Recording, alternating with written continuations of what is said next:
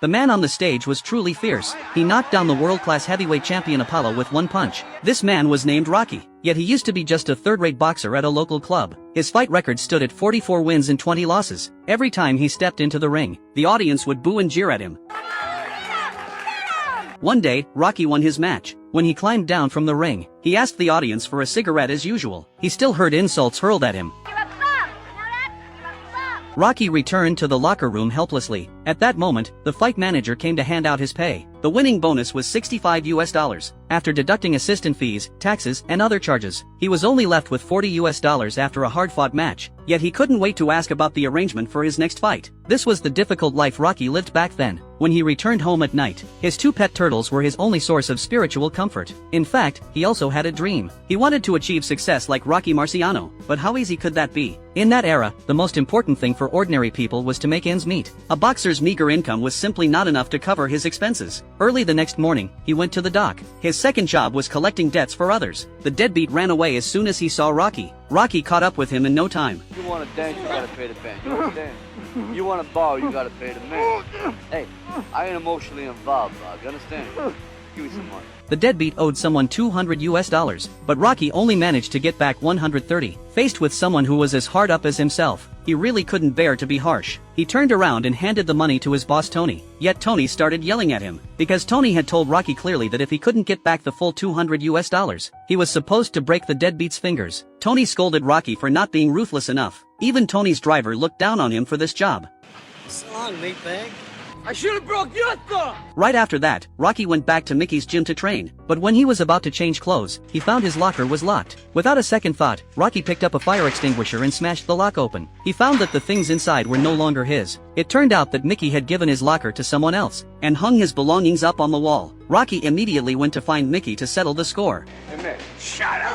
Rocky questioned Mickey why he couldn't use the locker anymore. Mickey said the locker was reserved for tomorrow's stars. Then he mocked Rocky, saying that although he had heart, he boxed like an ape. In fact, Mickey could see Rocky's potential at this moment. He was just tough on him because he wanted him to live up to it. So Mickey suggested Rocky retire. Of course, Rocky refused. But at this moment, he could only leave dejectedly. That night, he went to a bar, planning to drown his sorrows in alcohol. At that time, an interview with champion Apollo was playing on TV. The bartender said Apollo was like a clown. Rocky disagreed. How much hard work must it take to achieve such success? Finding the conversation boring, Rocky left. On his way home, he saw his neighbor Little Marie hanging out with a bunch of thugs. This character would appear again in Rocky 6. Without a word, Rocky pulled her away from them. Rocky lectured her all the way, until he walked her to her doorstep. Yet before Little Marie went inside, she gave him a gift. Hey, Rocky. Yo. Screw you, creepo. Rocky thought to himself, yeah, he had enough problems of his own. He couldn't even get his own life together. What right did he have to lecture others? On the other side, Apollo's opponent had gotten injured. He couldn't participate in the next match. But Apollo had already spent a lot of money on this game, which meant the match couldn't be cancelled. They had to find someone to fight Apollo, but time was running out. The organizers had no other options. Suddenly, Apollo came up with a plan. Give a guy from the bottom of society a chance. Create an American dream for them. It had to be said that Apollo was not just a boxer. He was also a businessman with a sharp sense for opportunity. And Apollo picked Rocky out of countless third-rate boxers. The Italian Stallion. Rocky Balboa? Never heard of him. However, Rocky was left-handed. The coaches disagreed with this choice, but Apollo was confident he could knock Rocky out within 3 rounds. Apollo Creed meets the Italian Stallion. Sounds like a damn monster movie. The next day, Mickey gave Rocky a card, saying Apollo wanted him to be a sparring partner, and the two of them got into a fight. You know, I've been coming in for 6 years. 6 years you've been sticking it to me. I want to know how come. You don't want to know. I want to know how! Okay, I'm going to tell you that you had the talent to become a good fighter. And instead of that, you became a leg breaker. Some cheap second-rate loan shark. For living? It's a waste of life. After hearing what Mickey said, Rocky wanted to change his current situation, so he took the card and headed over. Rocky met George, the fight promoter. At first, Rocky thought he was just going to be Apollo's sparring partner. He agreed and said he would be a competent sparring partner. But George asked him if he was interested in fighting Apollo for the heavyweight championship. You'd be interested in fighting Apollo Creed for the World Heavyweight Championship? Rocky was stunned and couldn't react for a moment. George kept trying his best to persuade Rocky. At first, Rocky lacked confidence. However, when Rocky heard George say it was a once-in-a-lifetime opportunity. You believe that America is the land of opportunity. Apollo Creed does. And he's going to prove it to the whole world by giving an unknown a shot at the title. And that unknown is you. You Picked you, Rocky. It's the chance of a lifetime. Can't pass it by. Yeah, it was a rare chance. Just like that, the news of the champion fighting a third-rate boxer spread like wildfire in the media. And Mickey found Rocky right away. He told Rocky he wanted to be his manager and coach. Then he talked about his achievements over 50 years in the boxing world. When he saw Rocky's poster of Rocky Marciano, he said Rocky's movements were very similar to Marciano's. And you got heart like he did. I got heart, but I ain't got no locker, do I, Mick? In fact, Rocky had always cared about Mickey's attitude toward him. When Mickey offered again to be his manager and coach, Rocky ran into the bathroom and hid. Having no choice, Mickey put on his hat and left. As soon as Mickey walked out the door, Rocky came out of the bathroom. Try. What about my pride, Mick? At least you have pride. I ain't had no pride, I ain't had nothing. Legs are going, everything is going, no one's getting them nothing.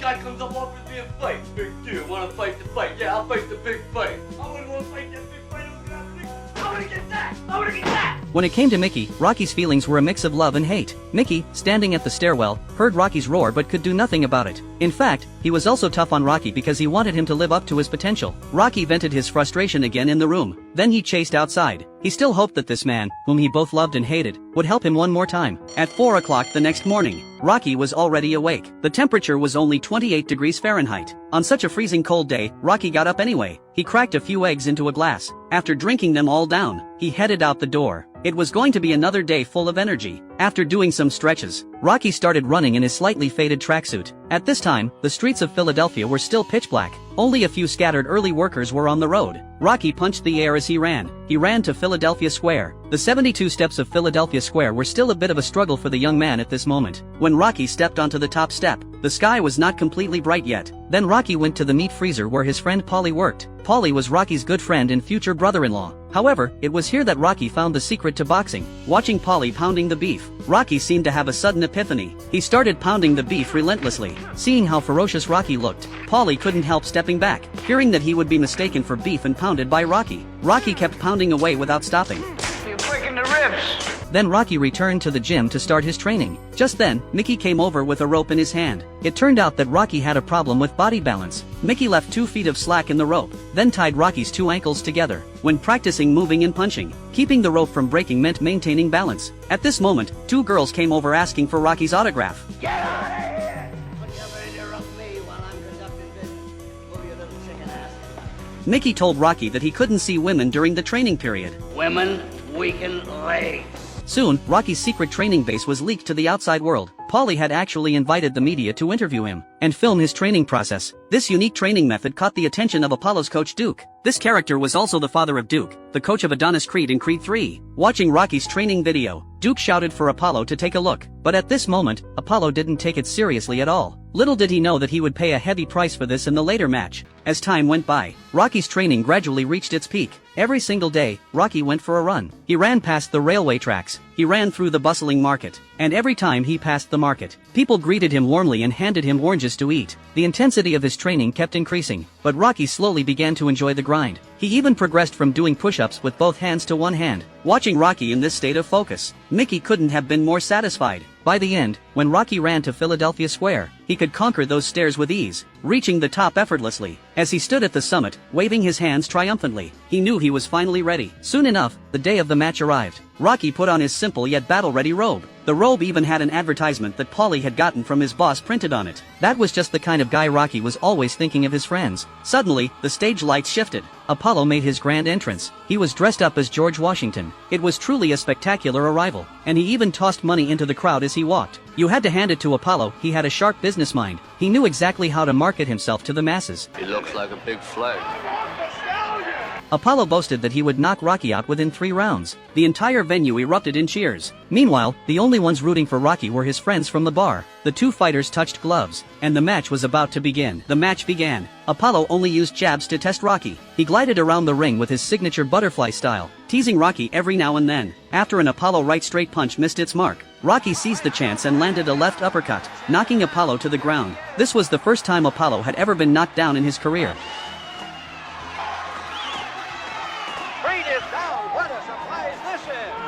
The referee started the count. Apollo got back on his feet. He never expected Rocky to have such skill. The match resumed. Apollo finally started taking it seriously. He closed in on Rocky step by step. A left punch, then another right punch. A flurry of heavy hits crashed into Rocky's body. This was the true champion Apollo. After the two separated, Apollo went back to teasing Rocky, landing 2 consecutive punches on him. Then Rocky launched his counterattack, trapping Apollo in the corner of the ring. Apollo was exactly like his son. Even at this critical moment, he was still taunting his opponent cheekily. If you want to know the story of Apollo's son, check out my previous updates on the Creed series. Soon enough, Apollo turned the tide of the fight. Once again, he was back on the offensive, driving Rocky back into the corner. Then Apollo delivered a powerful right hook. Rocky crumpled to the ground. His nose started bleeding profusely. The first round came to an end. Rocky felt dizzy and disoriented. Apollo already began celebrating early, and Rocky's nose was broken. Both coaches gave their fighters tactical advice and mental pep talks. The second round started. Right from the opening bell, Apollo took the initiative and attacked. He pinned Rocky against the corner, unleashing a barrage of left and right punches. Rocky was gasping for air under Apollo's relentless assault, but he never threw a single counter punch. Oh, come on, man. Can't you fight? Stop playing around here. Give the people something. No matter how hard Apollo provoked him, Rocky just wouldn't strike back. After dodging 2 punches, Rocky finally fought back. This time, he trapped Apollo in the corner. Apollo tried desperately to break free, but he couldn't escape. He was like a bird trapped in a cage. At Rocky's mercy, Rocky kept pounding away at Apollo, until the referee rushed in to stop the fight as the second round ended. The two fighters still looked like they wanted to keep going at each other.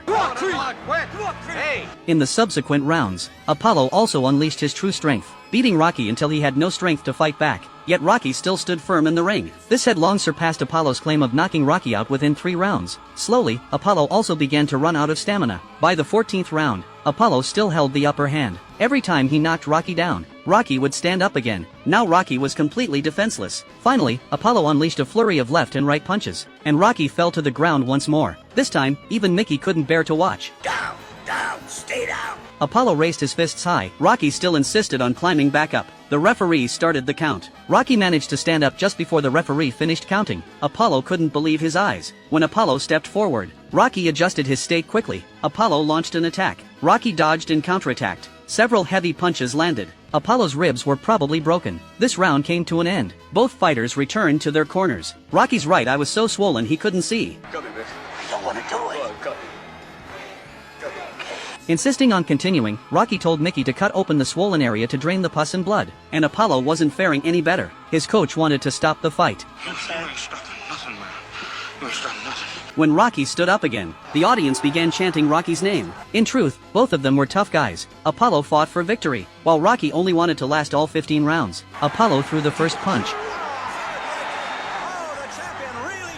Rocky counterattacked immediately, but it was clear, Rocky's punches were harder. As Rocky landed several heavy punches on Apollo's ribs, Apollo lost the ability to fight back. Rocky trapped Apollo against the corner, then delivered a powerful left hook. The fight was over. Ain't gonna be no rematch. Ain't gonna be no rematch. Don't want one. Rocky did it. He lasted all 15 rounds. Reporters and the audience swarmed onto the ring, all wanting to interview Rocky. But at that moment, Rocky only wanted to find his girlfriend. The referee announced that Apollo had successfully defended his title. Although Rocky lost the match, he had conquered the night, and he proved himself to the world, too.